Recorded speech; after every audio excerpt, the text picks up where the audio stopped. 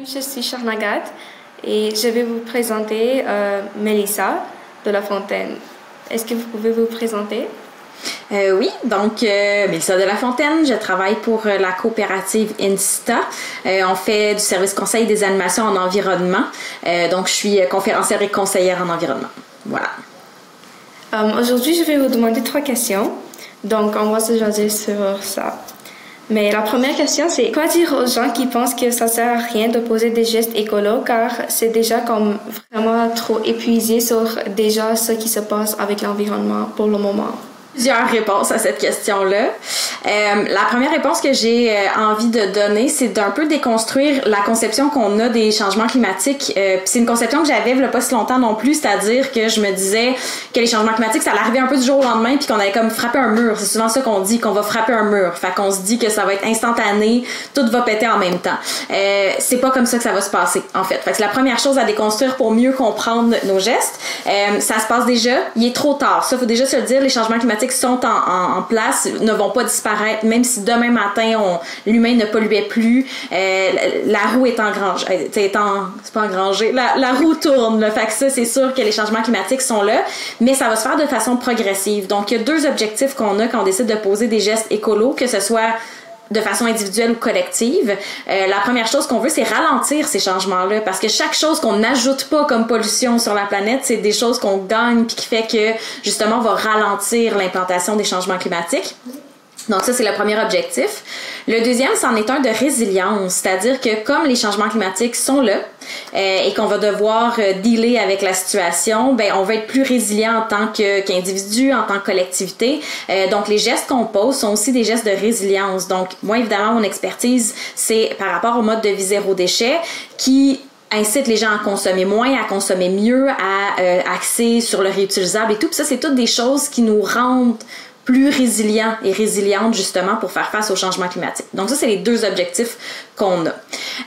Après ça, je veux juste aussi démystifier un truc, c'est que moi, j'ai commencé en environnement là, un peu plus que 10 ans, là, ça fait même pas si longtemps. Puis je me rappelle que quand j'ai commencé, il y avait un gros déni climatique, c'est-à-dire que les gens qui voulaient aller contre la vague des changements, de nos changements de comportement, finalement, niaient les changements climatiques. C'était comme juste de dire que ça existait pas, ou que si ça existait, c'était pas dû à la trace humaine, finalement. Donc, c'était une façon de ralentir les gens, finalement, dans leur changement de comportement. Puis là, à un certain point, c'est devenu évident que les changements climatiques étaient là. Fait qu'il y a eu un deuxième type de discours qui existe encore de la part d'entreprises et de gouvernements, c'est de dire les changements climatiques sont là, on fait ce qu'il faut. Mais la vérité, c'est qu'ils font pas totalement ce qu'il faut. Fait qu'ils ont beau essayer de nous dire puis de nous rassurer qu'ils font ce qu'il faut, c'est pas nécessairement assez ou c'est pas du tout les bons gestes, là, parfois, même, je dirais. Et là, il y a comme un troisième discours qui s'ajoute à ça. Puis c'est de justement dire aux gens, ben c'est la catastrophe, c'est fini, c'est trop tard, ça vaut plus la peine de faire des efforts. Puis ça aussi, ça va décourager les gens à poser des gestes finalement. Puis c'est vraiment, vraiment nocif comme discours parce qu'il est jamais trop tard. C'est un changement qui est une transition finalement. Puis chaque geste qu'on va poser de maintenant aux années futures va toujours avoir un impact positif. Donc c'est 3 types de discours qui sont encore utilisés en passant. C'est juste que le troisième est un peu plus récent pour décourager les gens de poser des gestes et donc de continuer à consommer justement de façon excessive. Donc, c'est 3 discours que je vous invite à ne pas écouter. Il y a toujours quelque chose à faire. C'est toujours important de poser des gestes puis je vous encourage vraiment à le faire. J'avais une autre partie de réponse, je sais pas si t'as vu ou si ma réponse est trop longue. J'avais envie de vous donner les bonnes raisons de justement de vous engager dans une transition socio-écologique parce qu'il y a plusieurs raisons. Il y a la première raison qui est l'environnement, évidemment, tu sais, comme sauver la biodiversité, la faune, la flore. Il y a les humains, on fait partie de l'environnement. Fait qu'il faut pas oublier ça, si on saccage l'environnement autour de nous, on en fait partie, ça va avoir un impact sur notre santé, ça a déjà un impact majeur sur notre santé et sur nos modes de vie, sur notre façon de fonctionner. Donc, se sauver nous-mêmes, ça serait quand même important. Après ça, il y a aussi notre santé mentale. Il y a beaucoup d'éco-anxiété. J'en fais. Je sais que de votre génération, il y en a encore plus. Donc, de s'activer vers la solution, c'est une façon de combattre cette éco-anxiété-là finalement, puis de se permettre une meilleure santé mentale. Donc, je vous invite à le faire, ne serait-ce que pour votre santé mentale. C'est meilleur pour le portefeuille. Je travaille beaucoup avec le zéro déchet. Consommer moins, ça coûte moins cher. Donc, il y a vraiment un avantage économique à le faire. Puis, il y a un avantage de bonheur aussi, mais ça, il faut vraiment le vivre pour le comprendre, de vivre un mode de vie plus minimaliste, plus axé sur nos valeurs aussi, puis sur les choses qui sont importantes pour nous. Ça nous rend plus heureux, puis je peux vous le dire, ça fait plus de 10 ans que j'ai adopté ce mode de vie-là, puis ça fonctionne très bien. Donc, il y a plein de raisons de faire le pas vers l'environnement. Moi, je comprends aussi parce que moi, je fais partie d'une comité verte. De plus, je suis membre de Jeune Ministre de l'Environnement. Donc, nous aussi, on parle d'anxiété, puis beaucoup de mes camarades à l'école aussi, on s'en parle. Donc, c'est vraiment récent dans l'école aussi. Mais les gens, ils pensent que on peut rien faire, mais ça vaut la peine qu'ils font quelque chose. Oui, ben puis il y a plein de façons de combattre notre éco-anxiété, puis c'est une autre grande question, mais vraiment, je vous dirais, le premier outil que vous avez, c'est de vous impliquer. Ça vous met en contact avec des gens qui vivent les mêmes choses que vous, ça vous permet d'en parler, ça vous permet d'être actif sur les solutions, fait que ça fait vraiment du bien. C'est la raison pour laquelle je fais le travail que je fais. C'est une façon de gérer mon éco-anxiété. J'aime votre travail. La deuxième question, ce serait comment sentir qu'on peut avoir un impact quand on est ado? Encore une fois, question à multiples réponses. La première chose que j'ai envie de dire, c'est ne sous-estimez pas l'impact que vous avez sur vos parents et sur votre entourage. J'ai vu quand même beaucoup de personnes plus âgées changer leur vision, changer leur comportement parce que les jeunes les poussaient à le faire, parce que les jeunes sont importants pour eux et elles. Donc vraiment, ne sous-estimez pas l'impact que vous avez sur votre entourage. Si c'est pas le cas, si votre entourage est comme réfractaire à ce changement-là, ça peut arriver. C'était mon cas aussi, je vous rassure.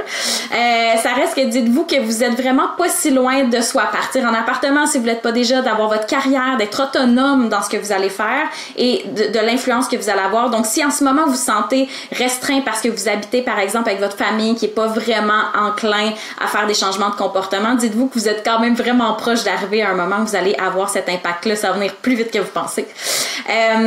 L'autre chose que j'ai envie de vous dire, si vous n'avez pas le droit de vote encore, ça s'en vient aussi très vite. Puis à chaque nouveau vote qu'on a, c'est une nouvelle batch de jeunes qui embarquent puis qui ont le droit de voter puis qui viennent mettre leur poids aussi dans les élections. Donc, allez voter dès que vous pouvez le faire, s'il vous plaît, justement pour des mesures environnementales. Puis votre poids va être énorme, c'est super important. Autre réponse, j'ai pas fini, j'ai toujours pas de réponse, je m'excuse.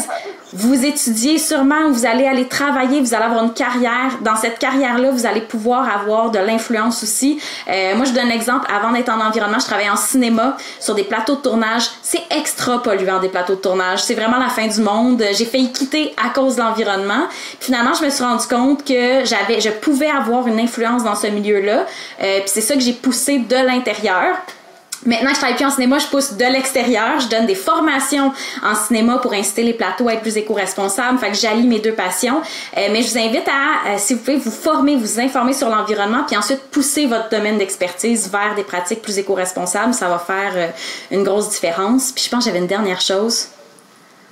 Oui, le dernier point que je m'étais noté à vous dire, c'est toute la jeunesse, vous êtes, ça va être, ma réponse va être lourde au début, mais vous allez voir après, c'est vous qui allez porter le plus le poids des changements climatiques. C'est lourd à porter, puis je le sais, puis je suis désolée que les générations passées vous fassent porter ça, mais ça vous légitimise dans vos démarches. Vous avez le droit de demander des meilleures pratiques et que ça se passe mieux parce que ça va être vous qui allez être le plus impacté. Donc, vous êtes comme 200% légitime des demandes que vous faites. Fait que ça aussi, c'est important. Voilà. La prochaine question, ce serait comment faire face à la culpabilité face aux mauvaises nouvelles environnementales? On travaille beaucoup avec mes collègues à justement déculpabiliser les gens. La première chose que j'ai envie de vous dire, c'est que c'est vrai que les gouvernements et les entreprises ont vraiment un talent particulier pour remettre le poids de la charge des changements sur les citoyens et les citoyennes. La vérité, c'est qu'on a une part, définitivement, mais les entreprises ont une part, les gouvernements en ont une, et nous, comme citoyens ou citoyennes, il y a une limite à ce qu'on peut faire. C'est-à-dire que c'est certain que je vous invite à avoir des meilleures habitudes éco-responsables au quotidien, autant que vous pouvez, dans les limites de ce que vous pouvez, là, respecter vos limites personnelles. Respectez votre contexte de vie. T'sais, si vous n'avez pas accès à du transport en commun, c'est pas ça la solution. Fait que vraiment, allez-y comme vous pouvez. Mais vous allez vite justement frapper un mur. Si vous n'avez pas accès à du transport en commun, vous pouvez pas le prendre. Vous dépendez d'une voiture. Si vous n'avez pas accès à une épicerie zéro déchet, vous pouvez pas acheter en vrac. Fait que vraiment, il y a des questions qui sont structurelles, qui dépendent des entreprises et des gouvernements sur lesquelles, comme citoyen, vous avez un certain impact, mais c'est limité.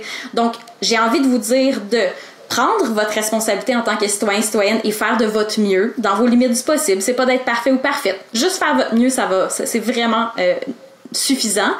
Puis après ça, la prochaine mission qu'on a collectivement, c'est de repousser les structures et de repousser les limites qui nous empêchent de prendre des bonnes habitudes. Fait que de justement se battre pour des bons transports en commun, se battre pour des réseaux de transport actifs, se battre pour avoir une offre de services en vrac, pour justement changer la structure dans laquelle on évolue puis qui nous bloque. Donc, ne vous culpabilisez pas pour des choses qui ne vous appartiennent pas. C'est pas de votre faute s'il y a des choses qui sont pas accessibles, et responsabilisez-vous de ce que vous pouvez faire tout en maintenant une bonne santé mentale. Là, si le mode de vie zéro déchet atteint votre santé mentale, vous êtes trop loin. Reculez. Faites-en un peu moins, ça va être correct. Faites juste ce que vous êtes capable de faire puis ça va être parfait.